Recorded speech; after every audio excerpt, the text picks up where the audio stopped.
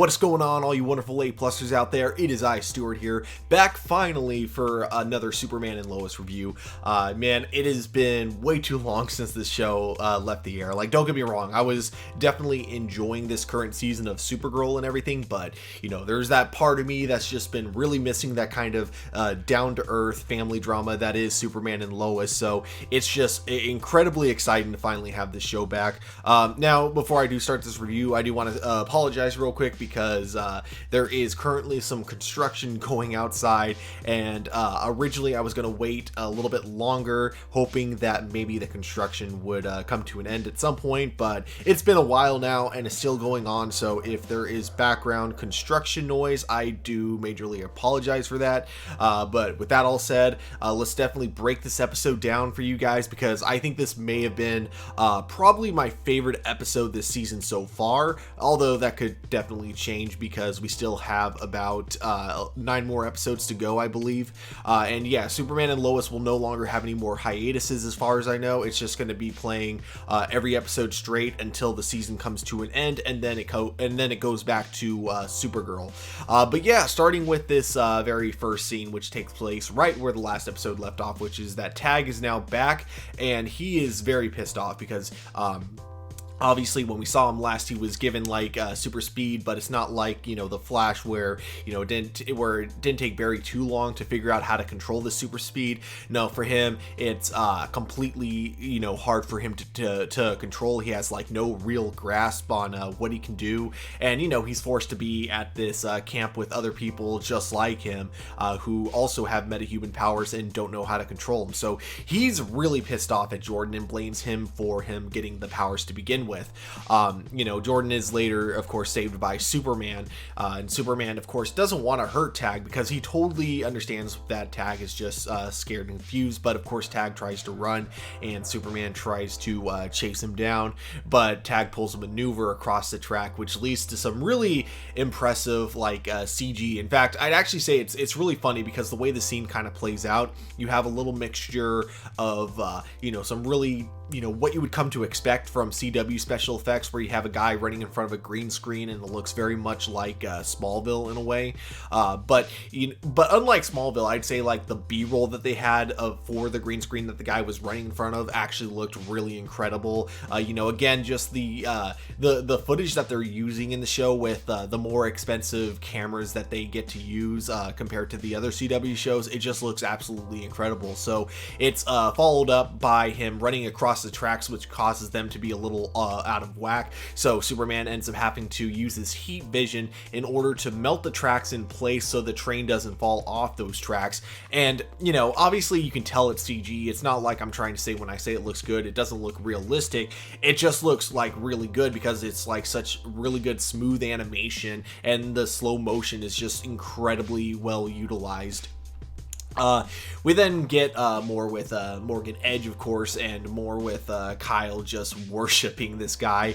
You know, it's one of those things where I get that Kyle, you know, appreciates what Morgan Edge is doing for Smallville. It's definitely understandable for his character, but you know, there are definitely times where I'm kind of like, man, could you just like kind of play it back just a little bit, to the point where Morgan Edge, you know, has he basically has a position open for someone who can kind of be in charge of his program, and he wants to offer it to Lana Lang. And the first thought that goes through my head is, obviously we knew that this was going to upset Kyle because Kyle's been campaigning for Morgan Edge all this time, and so you can tell there's a little bit of jealousy for him that he wasn't the one chosen. But I'd like to think that Morgan Edge didn't choose Kyle because he's been just so creeped out by how like clingy Kyle seems to be to him.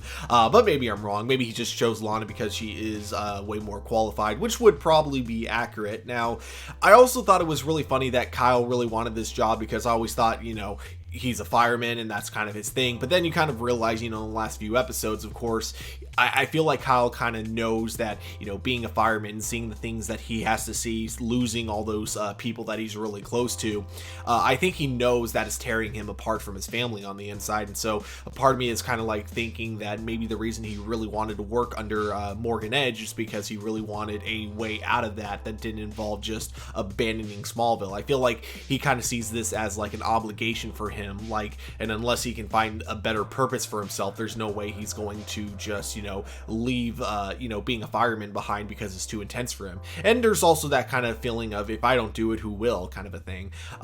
So, you know, what I like here is that clearly Kyle is jealous, but he doesn't like make an ass out of himself from jealousy. He does congratulate his wife, and, you know, he sucks in his pride in order to, you know, let his wife enjoy this opportunity. And I really like that about Kyle's character. Would have been incredibly easy to write Kyle as kind of an antagonist, but what I like about the show is they really make him a very sympathetic character the entire way through. You know, so I really enjoy the way his character has been written so far. We then cut to school, and we see that, you know, after the beating that Jordan had taken from Tag, it's been kind of messing with his powers. Now, one of the things that could be going on with it is that, you know, Superman was like saying to him that he does have super speed healing, but with that being said, he can still get injured.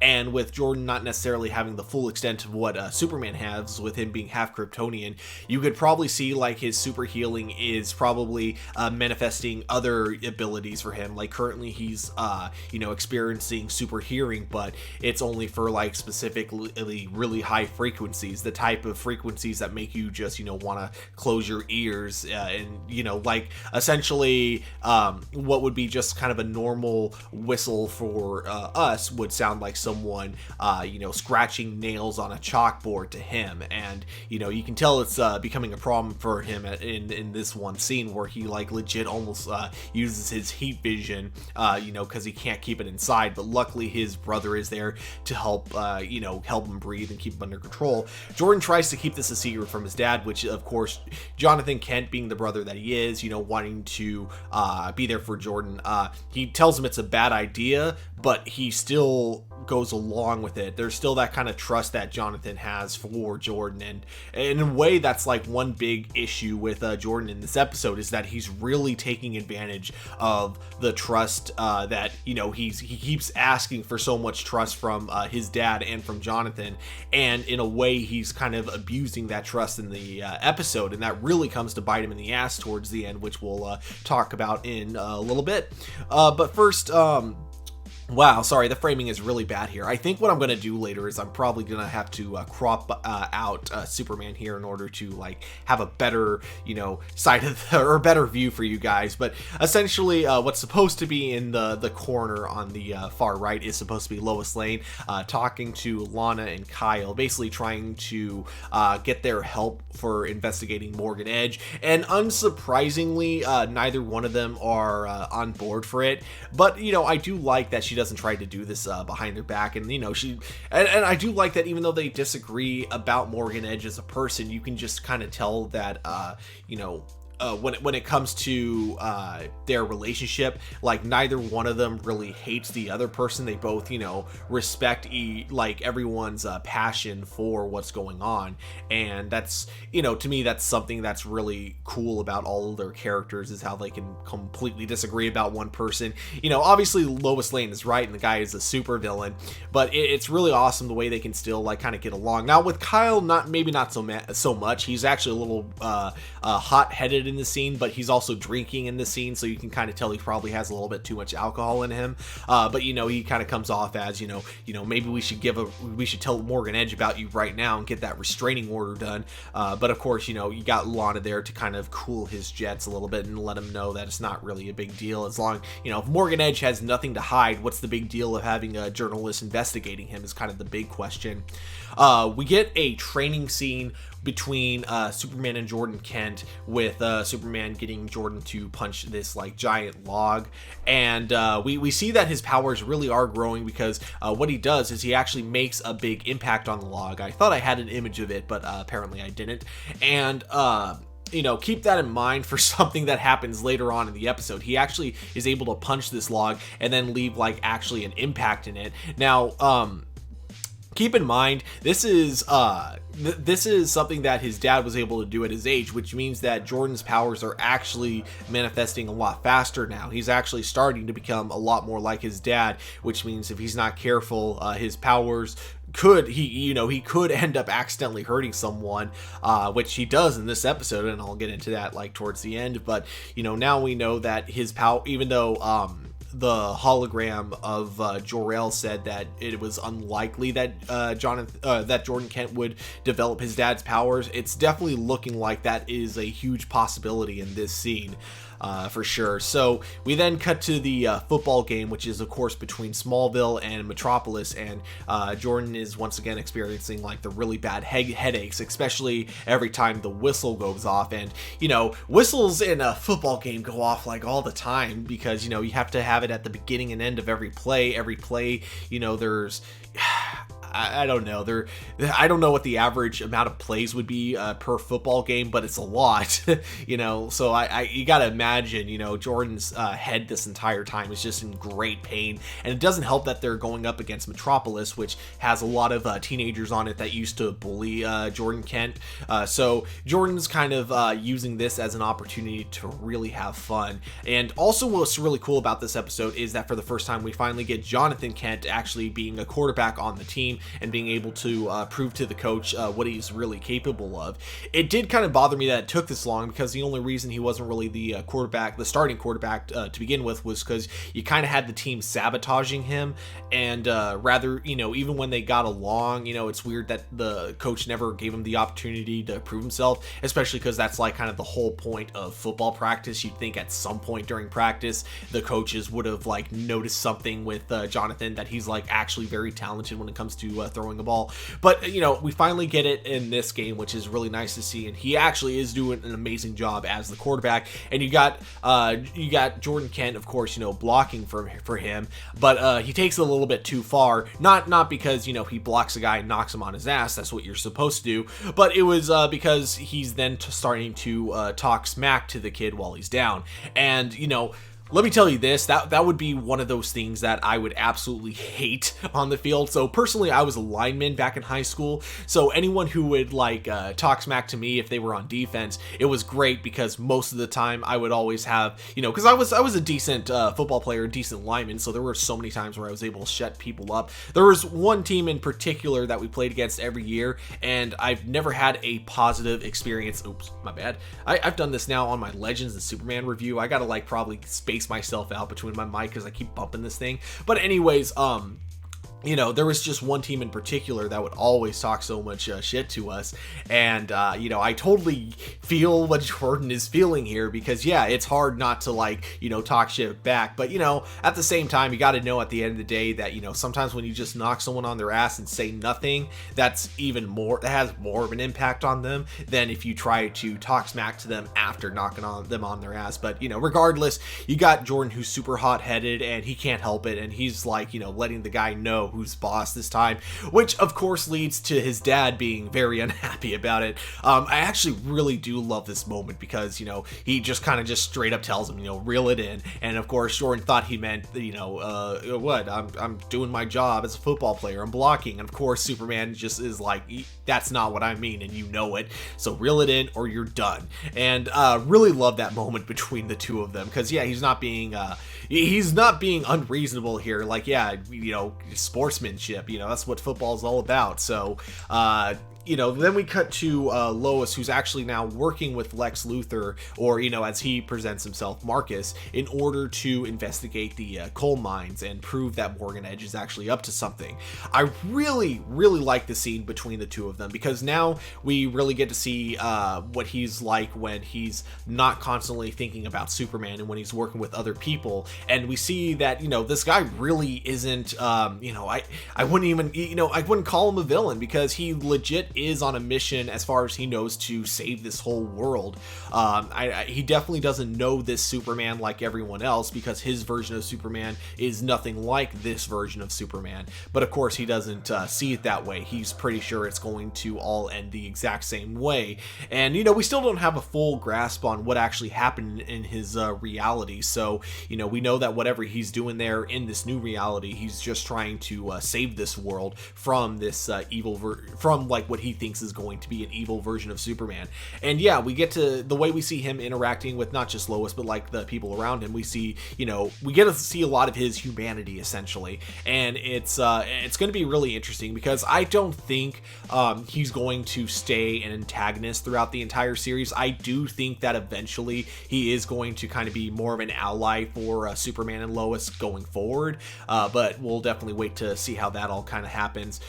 We do get one scene in this episode that I thought was a little bit awkward between Tag and Sarah. Not because like I guess like the best way to I'll show you like where it kind of looks a little weird, but basically Tag is trying to go to Sarah because he really needs someone to talk to about like everything kind of going on with him with his powers. And you know, to him Sarah was like his childhood friend, so he thinks that she's like the easiest person he can talk to about this. But then the moment he starts like showing a little bit of his abilities by accident, you know, you get this weird reaction from Sarah where she's like, hell no, and she tries slamming the door on him, you know, even though he doesn't really do anything that threatening. He just kind of is shaking a little bit. And you know, with this taking place in the DC you know, the Arrowverse, you would think that metahumans wouldn't be that like much of an unusual thing. Like obviously it's kind of implied that it's unusual for Smallville because, you know, Smallville is just kind of a boring small town, but in like the bigger picture of things, like you would think that, you know, metahumans aren't that unusual. But you know, to her it definitely is. So you see her about to you know, try to slam the door on him, but unfortunately he bursts through by accident, causing the door to basically push her back and knock her out. We then of course cut back to the game, and I'm just gonna say this here, Metropolis just gave up their entire season, because you get the very last play where Metropolis doesn't even bother necessarily like going for the quarterback. They skip Jonathan, who has the ball and runs it straight into the end zone, and they all just gang up on Jordan Kent and start like beating the ever-loving crap out of him. You know, it's really weird. We don't see the outcome of this, but it's kind of safe to say that Metropolis doesn't have a season anymore, because there's no way any high school football league would let that slide. Like, you know, when I played football in high school, we would have there were times where different teams would get into fights and both of those teams would lose their seasons. And here it's very clear that Metropolis is starting the fight and Smallville has done nothing except for, you know, trying to get them off the fight and try to, you know, save Jordan. So if Metropolis doesn't lose their whole season, if they don't get suspended for the rest of the season, you know, I will say it, this league, whichever league it would be for Metropolis and Smallville, whatever football league they're playing in, definitely the worst league of all time for sure. But regardless, we get then one of the coolest, I think, scenes with Tyler Hoechlin Superman, because we get Jordan, who's unable to control his heat vision, and so that's when we get you know, Clark Kent kind of going in there and trying to hide it from everyone in the stadium. So he tells Jordan to just like let it loose in his hand, so he's able to catch the entire impact and stop like everyone from seeing what's going on. You know, you can definitely see the look on Tyler Hoechlin's face in this moment to really show you that this wasn't easy. Like, this definitely hurt his hand a lot, but you know, of course, this version of Superman really takes it like a champ, let's put it that way. We then go back to the Cushings, and then they find out, of course, that Sarah might be missing. So they call Clark Kent, and you know, it just happens that they happen to have like security cameras at their house, which is kind of unusual for a small town. Usually, small towns, you don't have houses that are, you know, that secure or anything like that. But in this case, they do, and I guess it could kind of make sense with Kyle being a fireman and him knowing about like kind of the dangerous people in Smallville. You know, maybe it makes him a little more protective than most people would be of their property in Smallville. So anyways, they give Clark a call asking if she made it to the game, and maybe that's why she's not at the house. But as they're doing that happens to be when you know, over the phone, he overhears Kyle like looking through the security camera and saying, "Hey, is that Tag?" And that's when Superman realizes that Tag probably captured Sarah, so he searches Metropolis as Superman. But meanwhile, we cut back to the coal mines and we see that Lex Luthor and Lois Lane have found the X-Kryptonite that Morgan Edge is using. And of course, Lois Lane becomes extremely suspicious of Marcus, aka Lex Luthor, because he has this really high-tech laser that he's able to use to cut into the rock essentially and show that there's X-Kryptonite all over, and the fact that he also knows the name of it when Lois doesn't even know what X-Kryptonite is. So she's very suspicious, and she knows that Marcus is definitely hiding a few things from her. But meanwhile, the two of them are then attacked by, of course, Morgan Edge's assistant, and this is how they find out that she also has superpowers. So Marcus is able to fend her off, and it looks like the way his tech works is it takes a sample of the Kryptonian heat vision and is able to blast it back at her, giving them what they need to escape. We cut back to Tag and Sarah, and Tag is trying to prove to Sarah that Jordan Kent was the one who caused his powers, and he's trying to see if Jordan maybe said anything to Sarah that might give him an idea of what actually is happening to him. But in the middle of this, Superman comes in and tries to assure Tag that he's there to help, but he also tells him that the DOD is right outside, so he needs to get them somewhere. So he needs to get him somewhere safe, or else he's just going to end up back in the exact same camp that he was in. But of course, he's very hesitant to trust Superman, and that's of course when the military comes in and they start firing at him. They get the order from Sam that they need to start firing on the kid, and so you get Superman of course standing in his way, taking the bullets, which of course is no problem for him at first, except for then he gets a round of 4 kryptonite bullets in him. And this is where you get probably one of my favorite, probably my second favorite moment from Superman in this episode. I almost wanted to do kind of like a emergency awesome type of thing, where he just kind of, when he reviews his some episodes, he'll often give kind of a top 10 or top 5 breakdown of the most WTF moments in the episode. If this was me reviewing it in that style, I would totally put this at number 2 right now. It's not my favorite moment from Superman in the episode, but it's definitely my number 2 favorite moment from him in this episode, mostly just because of how he reacts to it. He takes it, like a champ. He gets up, he's pissed, and he immediately he destroys the kryptonite, and then, goes up to the other soldiers and, just very intimidating, but not threatening or anything. He just tells them to stand down, and of course that's all he really needs to do. And they all stand down, of course. And what kind of confused me about how this kind of gets resolved is that he's still taken by the DOD, which makes me wonder if he's going to the same place or not. But you do have Superman assuring him that he's no longer going to be alone, so I'm not sure if this implies he's going back to the same place, but now he has Superman who's going to be constantly visiting him and checking up on him, or if it just implies that he's going to be sent somewhere else to be taken care of. What I really like is he really gets the kids' trust, because they have the military putting power dampening handcuffs on him, and you got Superman telling him to take it off, saying that that's not going to be necessary.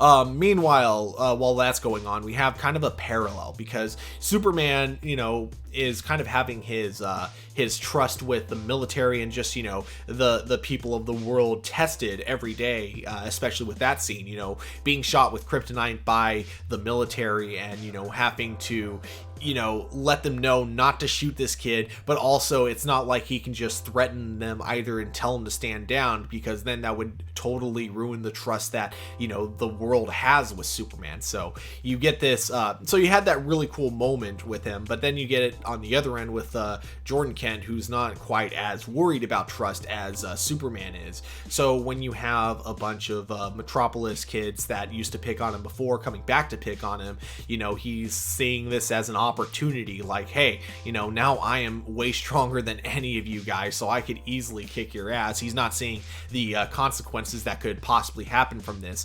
And, you know, you even have Jonathan Kent getting in Jordan's way, telling him to not to react to them, because, you know, even though Jonathan Kent kind of has more reason to be angry at them than Jordan does, because these are guys that actually used to be Jonathan's friend, and now they are completely talking smack to him just because he plays for a different team now.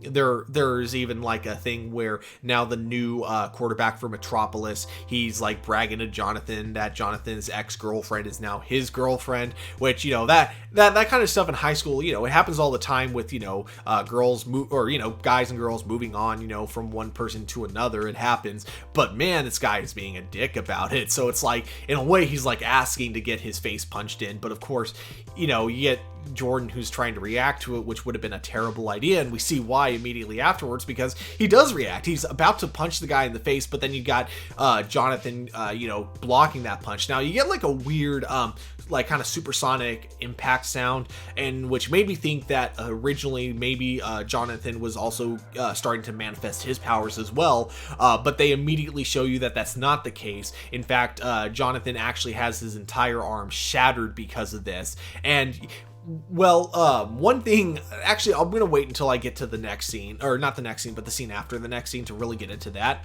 But then we get like Superman with Sam, and of course, you know, this is where tensions are really rising between the two of them, because, you know, Sam using not only kryptonite bullets but also firing on a kid and not even being apologetic of it because he just doesn't trust anyone. And, you know, Superman is absolutely not happy about this, and you can just see like the two of them are not trusting each other at all, because you got Sam who's just mad because Superman's not as interested in constantly kissing up to the US military like he used to be. He's now a lot more interested in focusing on his family. But then you also have, like, you know, Superman mad at Sam because now Sam is, you know, just like not even really considering the importance of human life right there. Like when you fire on a kid like that, even though at that point he hasn't actually like hurt anyone. Like he attacked Jordan because he was pissed, but he didn't, like, it's not like he hasn't really done anything that he can't take back, if that makes sense. He's never crossed the line of killing or,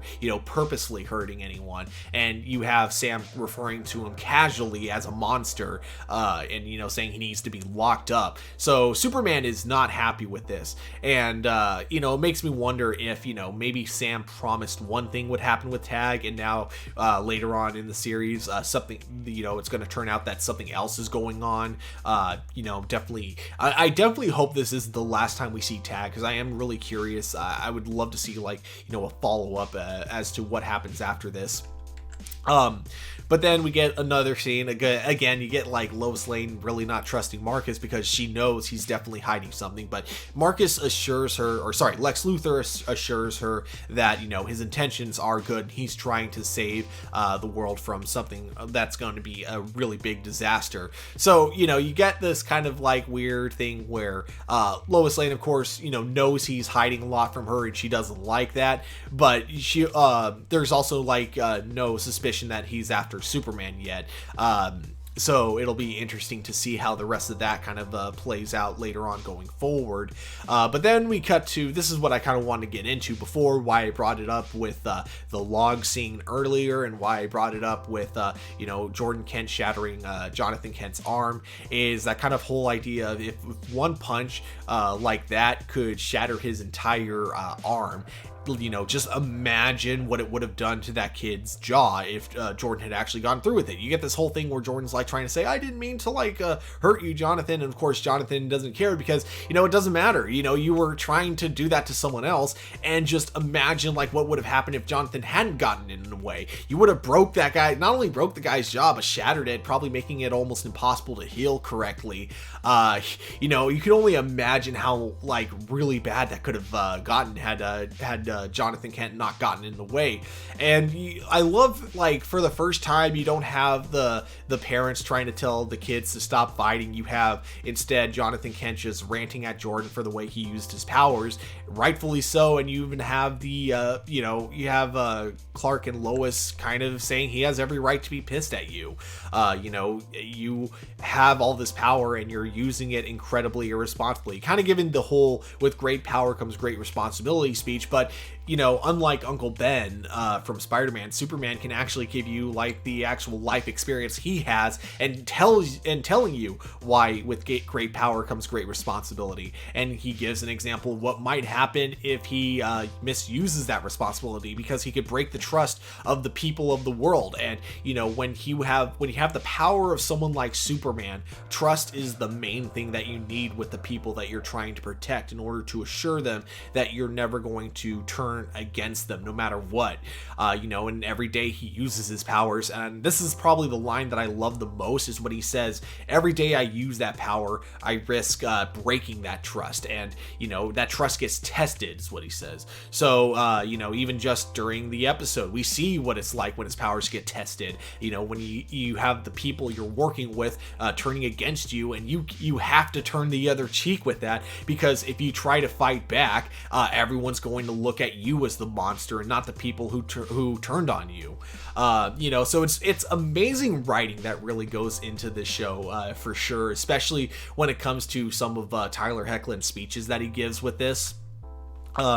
We then get like a moment between Sarah and Jordan Kent, with Jordan, of course, like trying to comfort her, but of course not being able to tell her everything, and her trying to get Jordan to open up to her, trying to see if maybe Tag was right about him. Like maybe the explosion that caused him to get his enhanced abilities did come from Jordan, but you have Jordan trying to assure her that nothing's wrong with me, everything's fine.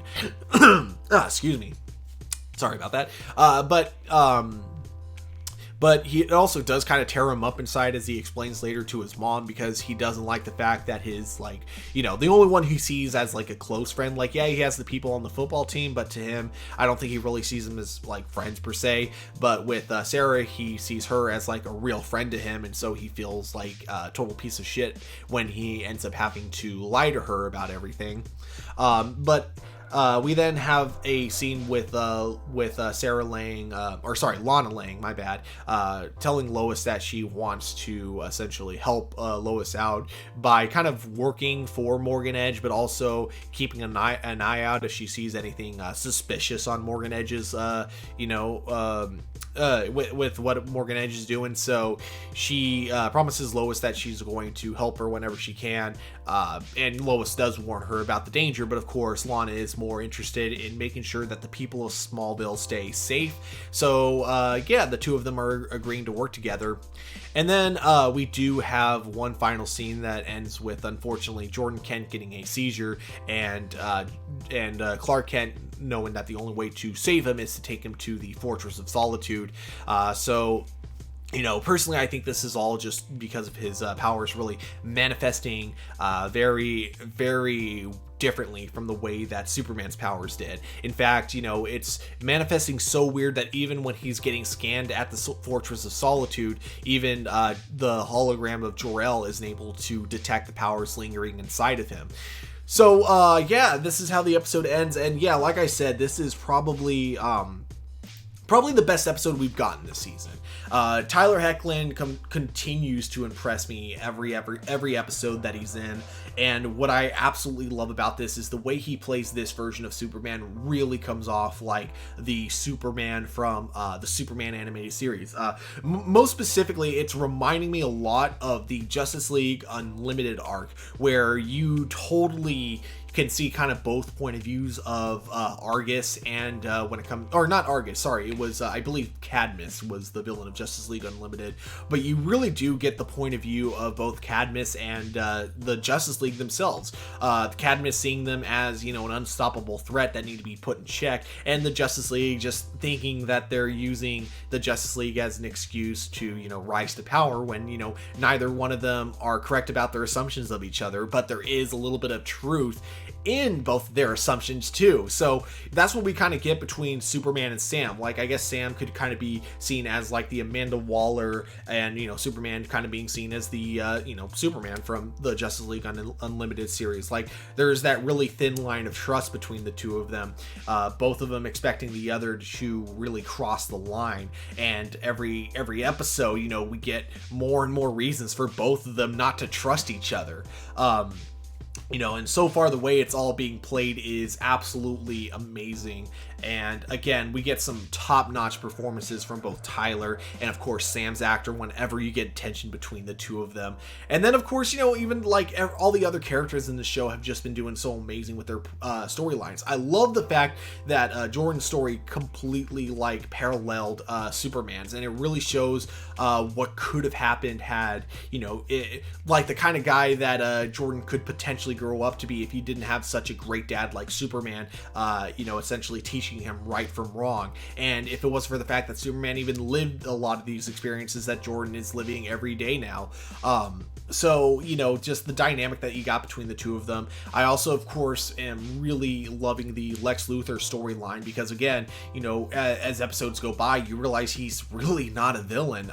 He's an antagonist. Yes, he's definitely the main antagonist to Superman in this series, but he's not a villain because you know for a fact he's just doing this to try to protect this world. He doesn't want to see this world fall under like his did. And I think it's safe to say that the Superman of his world was probably not always evil. Like, there is a possibility that the Superman of his world used to be just like the Superman of this world that we're watching.